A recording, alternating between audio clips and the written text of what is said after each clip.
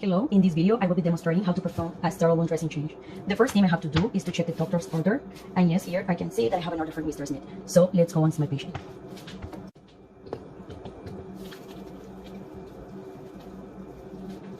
Now I'm doing hand hygiene.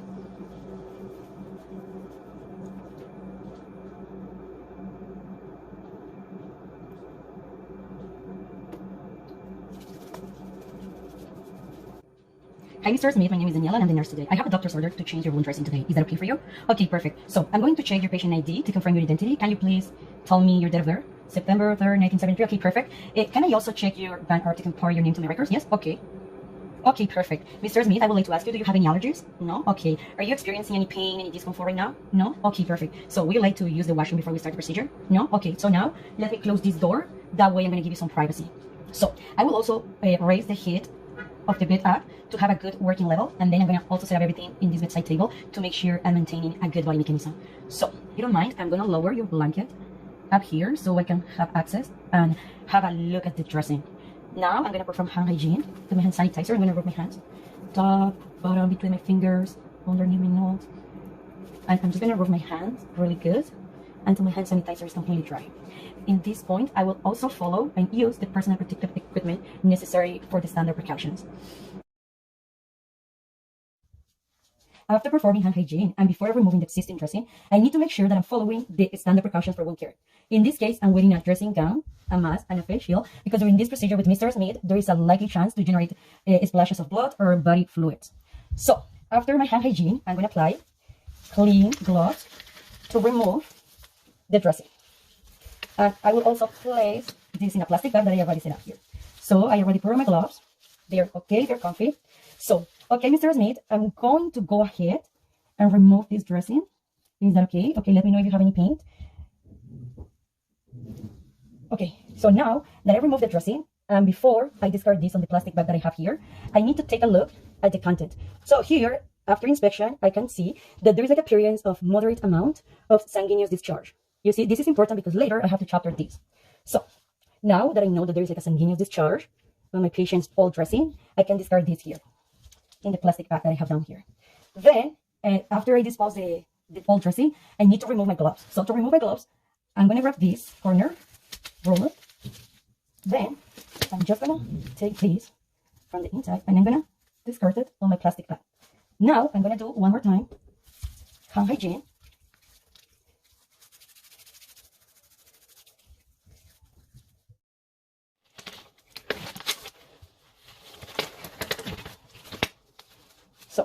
Mr. Smith, let me take a look at the wound. Okay, I can see you have a packing here. This is above the level of your wound, so I'm just going to use my fingers to pull this out. Okay, I can see there is like a amount of blood, but it doesn't have any bad smell. Now, just let me discard this in the plastic garbage that I have here.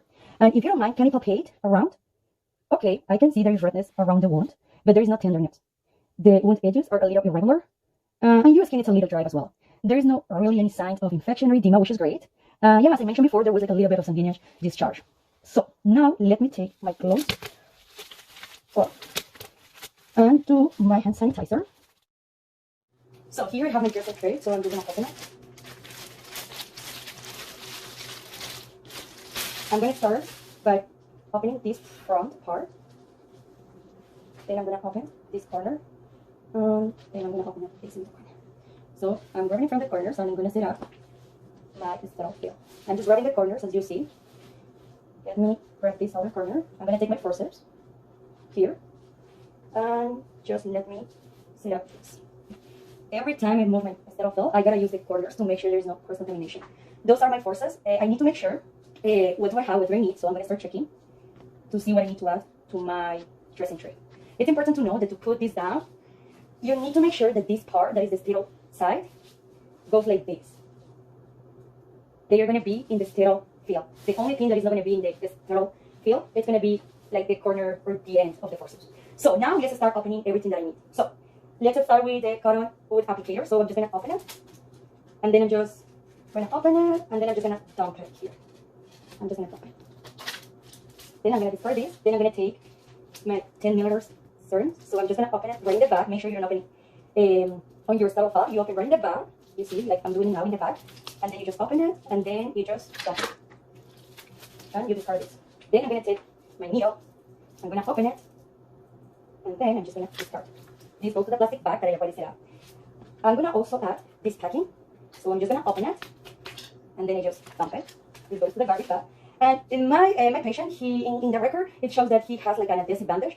So I'm gonna open one, and I'm gonna leave it there because according to my patient chapter, he's getting this adhesive bandage as a dressing. So I then just dump it here.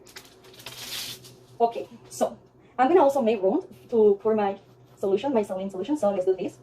I'm gonna take the forceps, and I'm gonna make some room here. I'm gonna make some room for my solution. So here I'm gonna make room. Here. Okay. I'm gonna put them here just to make sure they're sterile. Now I'm gonna take the solution or the normal saline. This is already used. I already checked the expiration date. It was used 24 hours ago, so it's still good to use it. I already checked. There's no any sediments, no any clouding, no darkness. It's clear. So I'm gonna open it.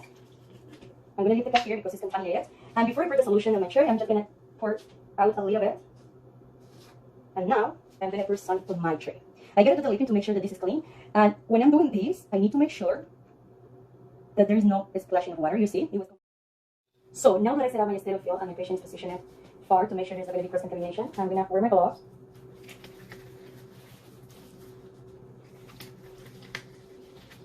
I'm gonna take my forceps. I'm gonna grab my syringe and also my needle here. And I'm just gonna make sure it goes down. I'm gonna put this here. And I'm just gonna take this out. I'm gonna throw some fluid. And then I'm just gonna start rinsing my wound in a zigzag motion. I'm gonna keep doing this until I see the water running clear.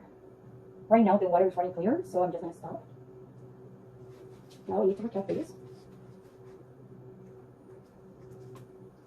And this goes to the chapter container. Then what I'm gonna do is that I'm gonna take my forceps and I'm going to start cleaning my wound. So,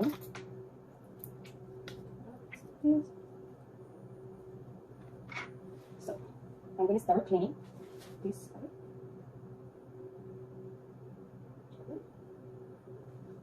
Then you can see there's a little sanguineous discharge. I'm going to discharge the plastic bag that I already set up. Now, I'm going to do the same with this.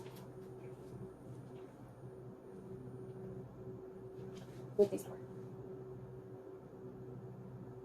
I'm cleaning or sweeping the other side of my wound, as you see. Now I'm just going to discharge this.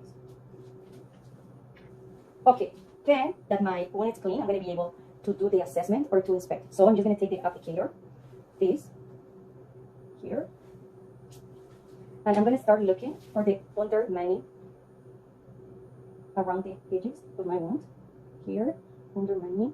It's important to do this because you gotta document this at the end. So you gotta see if there's any undermining. Then I'm gonna check for tunnel.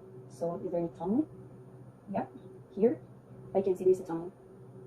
Okay, I'm gonna discard this in my garbage bag and I'm gonna take one more cotton applicator to measure my wound. This is really important because at the end we gotta do a documentation regarding. So we're gonna start. It's important to measure the length, which is gonna be from top to bottom. So it's gonna be this way. Then it's really important to measure the width, who is going to be, let's say, left or right to left. So here, I gotta go to the most width or the biggest opening, which is here. So I can see 7, and here is going to be 3, something. Okay. And finally, I gotta also measure the deepness. So let's see how deep is my wound. Okay. All those findings are so important because at the end we gotta document it. Now I'm just gonna throw this in the plastic garbage. Right. So after do the measures and everything, after measure my wound and everything, the next thing is that I need to pack my wound. So I'm just gonna grab the ribbon here. Okay, I'm just gonna grab it here.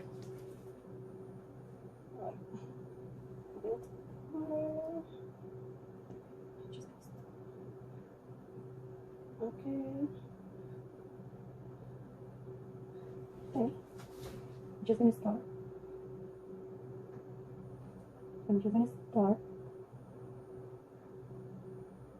Packing my wound, as you can see.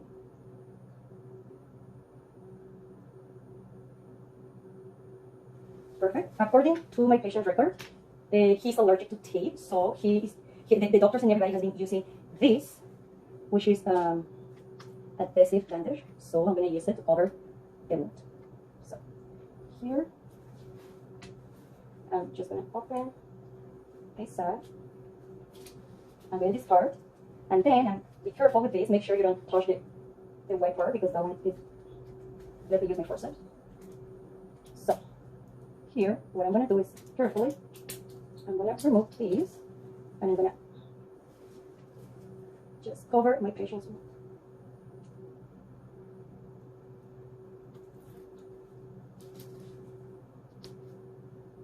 Okay, make sure you cover the wound really good. You gotta make sure you get an appropriate bandage, an appropriate bandage size for the wound. So with the dressing, I'm just gonna dispose this in the shortness container. I'm also going to clean up everything really good. I'm gonna also remove my gloves.